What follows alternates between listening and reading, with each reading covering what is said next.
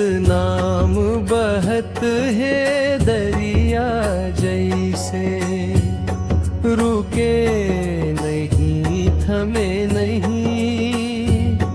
गुरु घसीदास बाबा के बाद कब हूँ झुके नहीं झमे नहीं।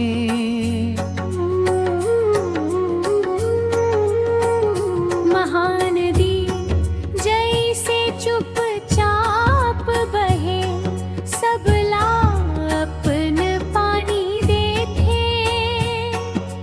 बाबा घलो चुपचाप सिखाइस, सत्य के राह मचलना देखे।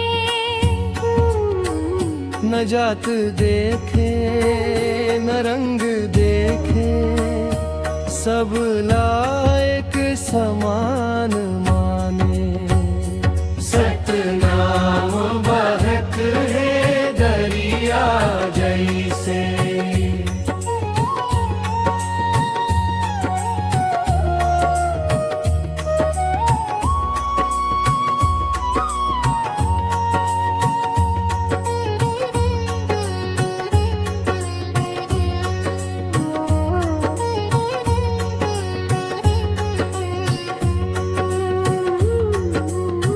इंद्रावती शिवनाथ हंस दे, सब दरिया एकेच कहीनी।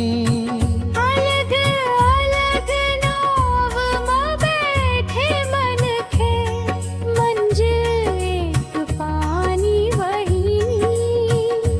बाबा कहिस मनखे मनखे, जन्म ले सब एकेच आए।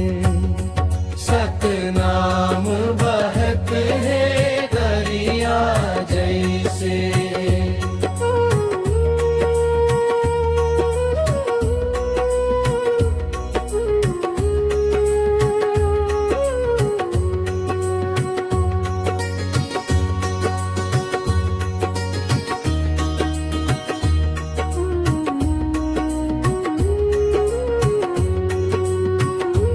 पत्थर आवे मोड़ घलो आवे, दरिया अपन चाल न छोड़े।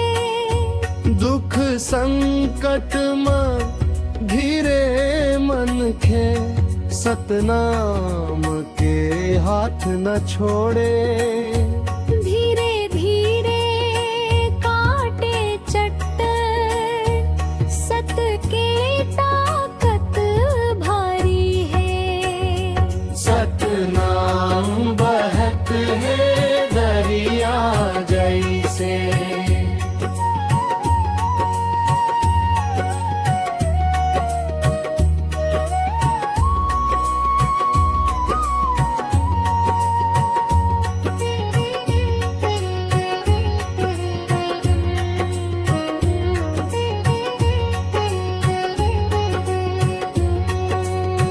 आज के दुनिया शोर में डूबे, सुनई नहीं सच्चा बात।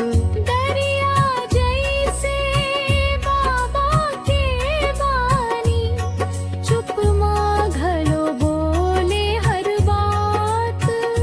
छत्तीसगढ़ ले बहे संदेश, दुनिया भर मजावे।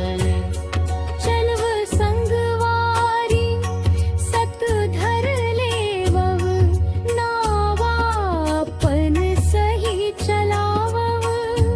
गुरु घसीदास बाबा के नाम, दरिया संग संग गुनगुनाव। जय सतनाम।